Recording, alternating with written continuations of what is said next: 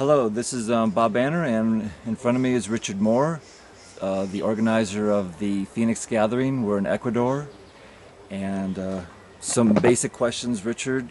Why did you think of this, or why did you want to do this particular gathering in Ecuador? Well, ever since I learned about different kinds of dialogue processes, I've been thinking about what would be, where can one apply them? And it's been applied in communities, for local issues. It's been applied in corporations for team building and all that kind of stuff. And I thought, well, some kind of more of a conference thing where you're inviting people, like you would go to a conference, only using dialogue. What could that do to it? Could that make it more effective? So when I ran into Sergio's network, suddenly there was an infrastructure in which it would be possible to gather people, in terms of inviting people, getting them to come. So here was this opportunity to try out the process ideas. So I thought, well, let's just do an experiment, kind of like looking for the 10th planet or something, where you said, okay, we're going to need a big telescope, and we're going to need this, and and so just all the conditions to create the possibility of amazing outcomes. But your focus was for social change agents to come to this particular gathering. You wanted to change the world somehow. That was the focus of the group. Yeah, although to tell you the truth, I wouldn't overemphasize. It turned out to be all social change agents. Okay. I'm not even necessarily sure that's the best thing. Mm-hmm. I would have hoped to have more people that came with questions, saying, gee, what can we do? But everybody came with answers. And that makes it a lot harder, because you get kind of a competitive thing going. So in other words, it wasn't really that I wanted change. I wanted people who wanted to talk about what can we do with these big issues. And I was hoping that there would be, I figured if you had one that knew about ecology and one that knew about banking, that'd be enough. You didn't need 3 experts on every subject. Mm-hmm. So I would have been happy to have some, I don't know who, but people who come more, well, gee, what can we do? And we've tried some things in our factory and it didn't work. Does anybody have any more? Asking, I think, might have enriched it a bit. So it was an experiment. And it had to be self-selecting, since we couldn't pay people to come. Mm-hmm. And so it turned out to be what it was, which, in other words, I set up certain parameters, and then the universe took over and made it be a certain way. And that's part of the experiment, is when you try to do an experiment, what problems do you run into and what kind of people show up and da-da-da. So in every way it was an experiment, the invitational process as well as the design process and all that. Had you seen dynamic facilitation before to get a real grasp of what it could do? Yeah, quite a bit. Yeah. Can you say a few more words about dynamic facilitation? Why you Well, let me chose say a little them? bit. I will. And the way I found out more is that I first read about it, and then I went on a tour and visited people in Eugene, and stayed with them for a few days and quizzed them and went for walks with them and tell me all of, when do you use it, when don't you use it, what other methods do you use? And then I went up and stayed with Jim and Jean on a couple occasions for 2 or 3 or 4 days, and had long conversations and debates with Jim, that kind of stuff. So, and then I actually took the training to learn how to dynamic facilitate with Deanna and her husband. And then I there was an activist group I was with, and they were talking about having a meeting, and I said, well, let's facilitate. So I actually went to Brighton and did facilitate the meeting. And it did work. Like they had an organizational issue, and they had a management crisis. They weren't really being organized. And there was this one guy who said, well, I came to this meeting, but I'm really about ready to leave the group. I'm about fed up with this group. And what that led to is toward the end, he said, well, I would do this or I would do that. And it was kind of, well, it got to the point there had been things said where actually I could feel what the energy was. And I said to him, well, are you saying that you would take on a 6-month project of whipping this organization into shape? Well, yeah. Are you sure you're ready to do that? Yeah. And then I said, would everybody be willing to support him in that? And they said, yeah. And okay, action items. That's how the breakthroughs occur. Uh-huh. And but that was 12 people, or maybe less, maybe 10 people, who were in an organization together, who wanted the organization to succeed, agreed that things weren't proceeding as smoothly as they could. See, so there you can, with dynamic facilitation, you can actually count on it being well worth the time spent and possibly total solution breakthroughs. But with 25 people, all of whom think they have all the answers, and that everybody else is thinking about it wrong, you know, and it's harder. And also the venue, and there wasn't as much, it was too easy to go off and make coffee all the time and stuff, you know, and walk away. And so it's very difficult for the process to do what it's capable of doing. However, I think the other processes we use, which toward more later in the week, and the things converged, it's not clear to me that those could have happened if we hadn't gone through what we had gone through. Yeah. But I am thinking that I'd want to have a more flexible approach to process. I said the experiment here was, let's see what DF can do. And in fact, we had to vary from that, and that's good. So we had emergent energy. So next time I'd look at a lot of different ways of starting it.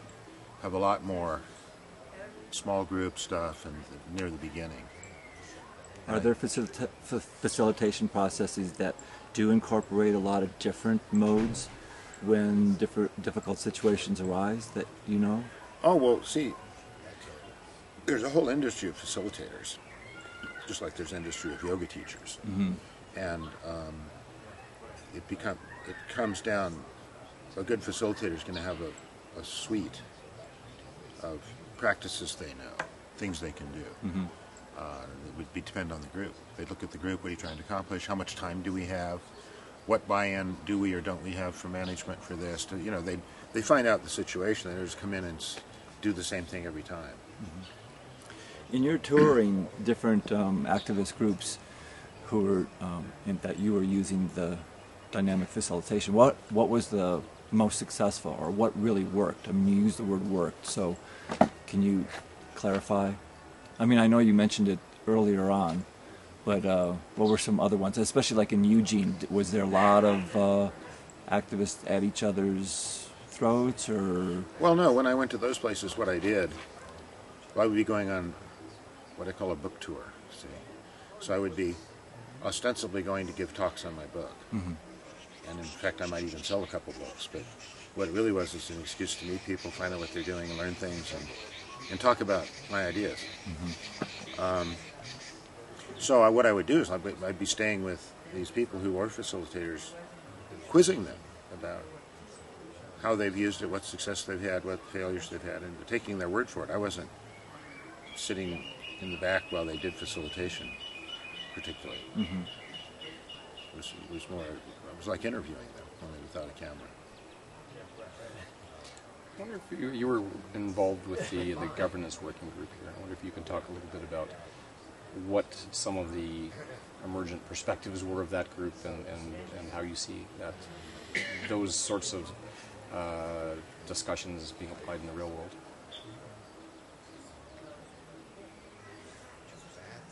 Well, I mean, the core of my ideas are about direct democracy, grassroots direct democracy.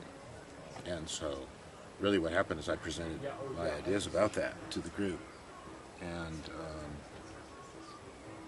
since the focus of the group was governance, I mean, people went along with it. There wasn't really, nobody else said, well, no, I think governments should work this way. We didn't really have a controversy about it. It seemed, oh, that's reasonable enough. And it went along with localization and stuff. So what kind of principles emerged for good local governance, or good grassroots democracy? What were the key principles that you thought emerged from the discussions of the group? Well, like I said, I pretty much presented my view. So it didn't emerge from the discussion that much. what emerged from the discussion is they kind of agreed with that, given that they were a group just talking about governance. If it had been in the bigger group, I don't think there would have been much agreement.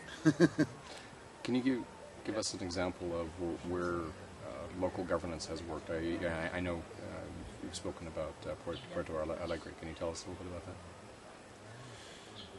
I can, but here we're like totally duplicating existing footage, but I don't mind. I think the principal place to look really is Cuba, because Cuba has their actual governance is based on starting at the local level, discussing the issues locally, and then selecting a slate to go on to the next level. And with the understanding that the slate, it's choosing friends. These are ordinary people. They aren't politicians. There's not a campaign run.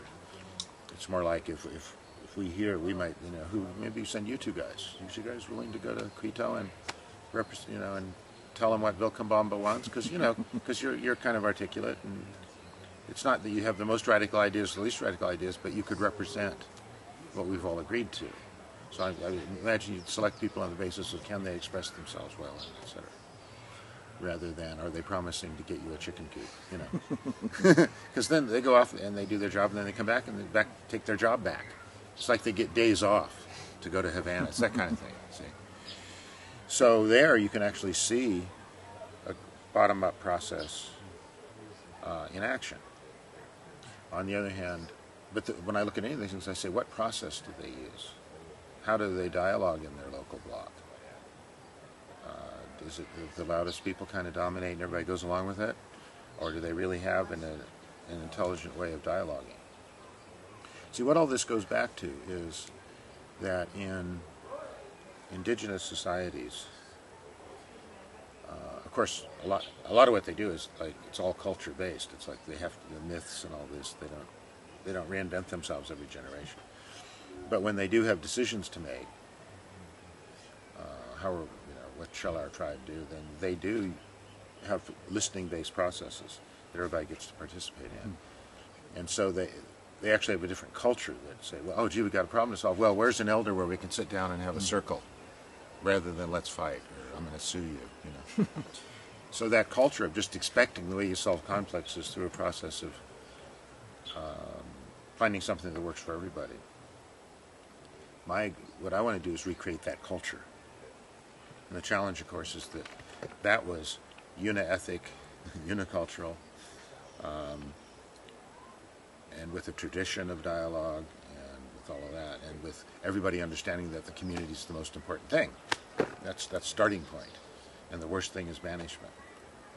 So within that context, things were done by agreement. So here we have a situation where you have today things are multi-ethnic, multicultural, and people could just say, well, I don't like it here, I'm going to leave. So banishment doesn't have and everybody doesn't agree that the community is the most important thing. Yeah, you have neighborhoods of people who are just so isolated and they stay inside their houses. Yeah, and they say, what do you mean community? I just want that guy to quit using his weed whacker. Yeah. That's all I need. So we don't have at all the nurturing nest. So the idea is to try to use what worked as a cultural paradigm for making decisions in, say, hunter-gatherer societies. How can we recover that cultural paradigm, given that all the things, the technology and mobility and all the things? And my feeling about it is there isn't any inherent reason why not. It's not in the nature of technology that one cannot agree. But what is true is that the 6,000-year history of civilization totally abandoned all those cultural forms so that hierarchy could function more effectively. And so that's the barrier to recovering a peaceful culture. It's not the way our modern, it's not the economics, the technology, and mobility. It's unfortunate history. At least I'm hoping that. The loss, in other words, the I could loss be of the wrong. cultural norm. I could be wrong, but I don't see any other hope. But do you think relocalization will push people into becoming more communitarians and more focused on wanting community and making more collective decisions? Well, I can interpret two meanings from that question. One meaning is, if because of peak oil we are forced to turn to our neighbors for aid, that's one kind of, if relocalization happens. The other meaning of your question would be, if a community is engaged in relocalization as a project, like in Boulder, is that going to bring them more into community? Which was your question? The latter. Okay. So, yes and no. I think part of the answer to that question is, I think the most binding thing there is among humans is working together,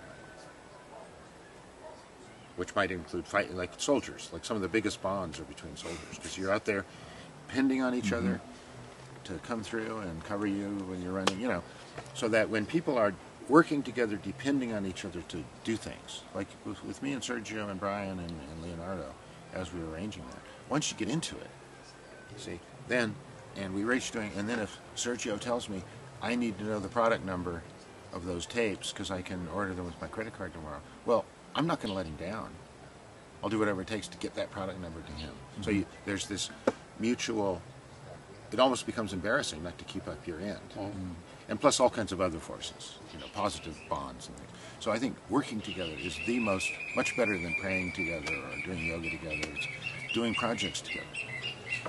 And so in that sense, if relocalization is happening, that's going to build bonds and networks and trust and dependencies and things, you know. On the other hand, another aspect of it is, and I've been talking to Michael about it, is that he's finding that you reach a kind of, you know, there's a curve of, okay, a lot of people got interested, we got a bunch of sign-ups, a bunch of people came to the potluck, and it got better the next month. And you sort of peak, and you're not penetrating more of the community. And so there, the idea of bringing in the right dialogue processes, and it could be wisdom councils, it could be something else, so that you're building a sense of community in the dialogue sense, understanding each other's sense, and at the same time you're trying to have a content focus of local sustainability. Those two can complement one another. See, rather than one leading to the other, doing both, I think is the thing that it gives you content and process and things to work on, and positive outcomes. It's not about, shall we send a protest bus to the, you know, I hate protests and stuff. I think it's got to be, because that's like baking. Oh, please don't abuse me so much. Please, can I have some more corn? You know, things you can do for yourself. So what you're talking about is like a project that you and Michael will be working on in the near future? I hope so. See, he's as far as I haven't surveyed the whole world, but as far as I'm concerned, he's got to be one of the leading examples of relocalization. And yet they have done nothing with process. That's not part of relocalization, other than, you know, put out brochures and call meetings and just do normal things. But the actual idea of having people with opposing views, people who don't see any point in relocalization, getting together with others, and then having breakthroughs where they all agree they want to do relocalization. See, that's what I would like to bring to that picture. So what I want to do with him, what I've already talked to him about it, is I'd like to learn more about what's going on in Boulder, not just with relocalization, but what else is going on in Boulder, and how many people are interested, why aren't they interested, and what I like to do is identify in Boulder or any other community I was trying to work with, what is a divisive issue that exists right now in the community, where all it would take to solve it is agreement. In other words, if the problem is we need $20 billion to save a rainforest, well, I'm not talking about that. But if the left side of the track and the right side of the track could only agree, then they could go ahead and either put in the rapid transit system or open the ski run, you know, they're not sure which, you know. If there's a place where there's high divisiveness, important to the community, then this kind of a process with, say, only 12 people would work beautifully. You know, you can't judge it by all the problems we had here. And so then if that happened, then they'd be saying, wow, we solved that. And people would be hugging who formerly hated each other. And they'd be thinking, well, geez, well, why don't we solve that other problem too? You know, and so then you could get enthusiasm in the community for a process. Whereas in some cases where they've come into a community and they've gotten them to agree to do a wisdom council or whatever, they do it, and it was interesting, and that's kind of good stuff. But there was no reason for the community to stand up and take notice. Whereas if it was solving some long-standing water issue or logging issue or health issue, and it worked for everybody, then they say, wow, that is powerful stuff, rather than just an interesting event. Well, it's like that one section in the chapter of your book that talks about having all those various diverse people. I mean, the fundamentalists and the right wing and the left wing, and to come out with that common statement of "we the people," it just blew me away. That I think that was Mark Satin's conference or something. I think, if I'm not mistaken, he was the one who documented it. I know the guy who organized that in Ashland. Joseph McCormick. He made a video called "Democracy in America." I think, well, I'm sorry, something about democracy, and he refers to de Tocqueville and Democracy in America in it. We only have a few more minutes. Do you want to summarize that, or go off on something you want to talk about to this specific camera right now? Summarize what? Oh, what happened in Ashland? The Oh, you mean the Rogue Valley? yes. Well, that was not the thing that Kalamazoo, Michigan, is where one of those institutes, I forget the name of the institute, Fetzer Institute.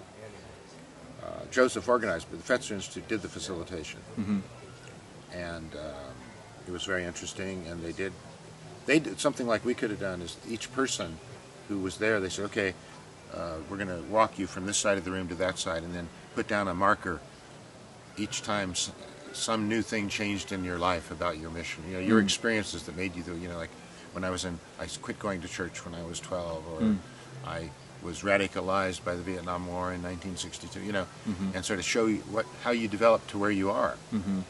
And when everybody did that, they started off like, suddenly they didn't see each other as the other anymore. They were saying, oh wow, that's why you're a flaming radical. I see. And then said, well, that's why you're a flaming conservative. Oh, well, let's talk. You know, so they really did a very good job of opening up dialogue and getting people to see each other as humans. So there was like a common history of the... Well, no, the common history that we are all people who have had a history. Okay. Not that they had things in common in their history, but now I can see why you feel that way. It's not so strong. I just thought you were dumb. There are actually reasonable people who can disagree with me. That's interesting. But yeah, you must be out of time then. One question is just, I don't know if you have time to record this. I'm just curious about it. I haven't heard you What's talk. the limit? Are we running out of disc? No. You haven't had breakfast. We had about 25 minutes, so there's probably 35, but I just wanted to go about 25. Okay, so. no, you're the boss. I'm just curious about Wexford. What do you? I mean, that's your community. That's where you live now. Are any of these sorts of issues and discussions happening in Wexford? Are you part of them?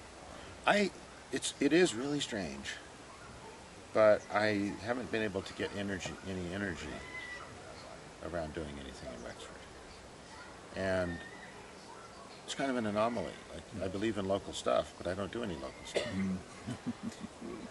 So I don't know whether that's good or bad. It's like, you know how they say a prophet is not recognized in their own village? Well, maybe a converse of that is an activist doesn't activate in his own village. I don't know. Well, you also have to go with where your energy is. I mean, if you're not into that local area, who knows? If you go to Boulder, you might really, really enjoy working with Michael. But then, on the other hand, if your passion is global, I really think that my niche, ultimately, to the extent I have one, is more what you would call a consultant. See, because I can go into a situation and my contribution is usually going to be along the lines of, well, if you added this to what you're doing, it'd be more effective. And let's say I'm right, and let's say they buy into it, then there are probably lots and lots of people who could do what I suggested doing better than I could. So I'm really, you know, my career really has been, it's like, I'm like a designer, system engineer, systems person, like at Apple Computer, you know. It's in the advanced research group, which is really looking into new technologies and things like that. So it's kind of bringing system understanding and skills to analyzing problems. See, because I'll tell you one thing that maybe I think is different about me than most people I know is that, or most change agents I know, is, it could be exaggerating, but I found usually you find somebody, they've devoted their career to a certain solution path. Like, well, I mean, I don't think it's unfair to say that for Bruce, you know, he really is into banking and how it can be used. And given any problem, it's how can we finance it? It's always going to be the answer. Oh, how can we finance it? You know, it's always banking. I didn't start off with any. I mean, also just to study the first of all, how does the world work, and keep tracing back, and learning about history. And so then I came to the conclusion about how civilization is nothing but the story of evolving hierarchies. You know, in some sense, at first approximation. It wasn't because I started off being an anarchist. I looked at the problem. And then in terms of solution, well, gee, I mean, I thought, well, like everybody else, we need election reform. We need media reform. We need better debates. No, those don't work. Oh, third party. No, that doesn't work. You know, keep checking things and then reading. You think a third party is a good idea? Well, don't you dare tell me that until you've read the whole history of the Farmers Alliance. See, you don't need to experiment with it. It's been done, and you can see what works and what doesn't work. And so, by a process of elimination, I came to the point that democracy can only exist face to face, and that only democracy can avoid usurpation. There's no in between. You can't say representative democracy. You have democracy or you don't. Representative democracy isn't. So it wasn't that I started off an anarchist. It wasn't that I started off a localist. It's I came to those positions by studying the problem. And I don't, there could be a lot of other people like that too, but I don't usually run into them. They have this just flavor that everything's got to be community currency, or everything's got to be new energy, or everything, you know, just, the solution is the thing rather than the problem. Well, thank you, Richard, for talking into the camera. Okay. You want to give a website or also the title of your book, Escaping the Matrix? Yeah, it's Escaping the Matrix, How We the People Can Change the World, as opposed to Escaping the Matrix, Finding Yourself in Christ, or something, which is the other one you get when you do Escaping the Matrix. And then I've got lots of websites, but the one that is my leading website right now, I'd say, is called governourselves.com, which is a blog. And it's really a summary. I say a paragraph, and then I've got 27 different websites or quotes or articles to go to. So it gets to all my other websites. And Waking the Phoenix? WakingThePhoenix.org is the one for this particular gathering. Which it's an interesting website, but it isn't a Richard website. You know, so it can't be, because now the group owns it. I don't know what I'm going to do now, because whatever I do, I used to be able to do whatever I want on it. And either it appealed to people and they came, or it didn't appeal to people and they didn't come. But now I have a responsibility to have it reflect the group energy. And, you know, that's difficult. And I tell you what, it pissed me off that some people they're all into these non-disclosure, you know, you can't show anything unless you, what they don't understand is how much work it is to try to turn something into a media production, you know. And then to say, well, after you do all that work, then I'll let you know whether you can use it. Well, on that happy note. I won't name any names. I won't name any names. That's why you didn't hear me saying, I don't want any of my stuff used.